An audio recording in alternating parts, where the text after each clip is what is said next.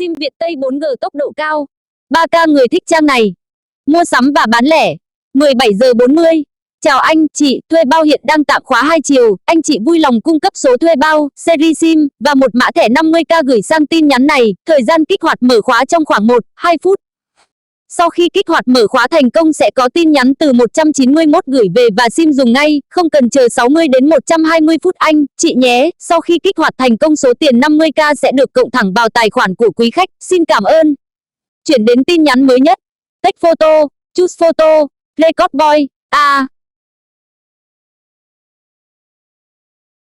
Chào anh, chị, thuê bao hiện đang tạm khóa 2 chiều. Anh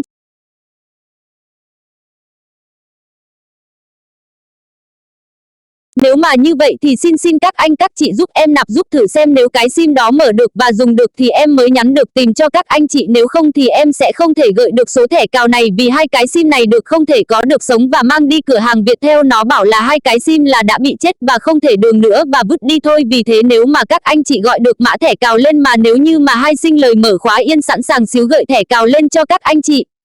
Dạ, ban gửi mã series và thẻ Viettel 50k. Bên em kích hoạt cho mình AK. Đã gửi tin nhắn ảnh.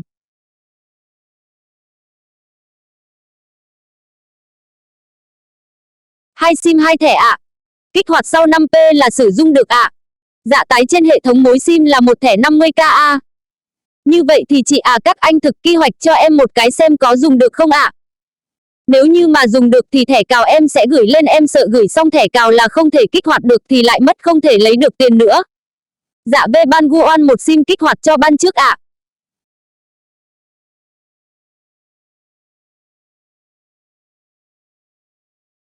Nút chuyển tiếp, nhấn để vẽ trên ảnh và gửi lại. Đã gửi tin nhắn ảnh. Quy hoạch thực sinh này xe. Dạ ban gửi một thẻ 50k qua ạ. Video.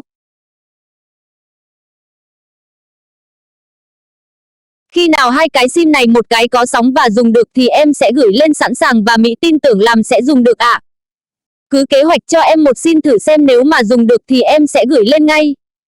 Dạ không được ạ, nó yêu cầu mã thẻ mới kích được ạ. Cái SIM này em mang đi kết hỏi rồi nhưng mà không được, Viettel bảo là nó chết rồi ạ. Nếu như các anh chị cố gắng giúp em kỳ hoài được một cái thì em sẽ gửi thẻ cào lên. Dạ đã bị chăn 2 chiều rồi ạ.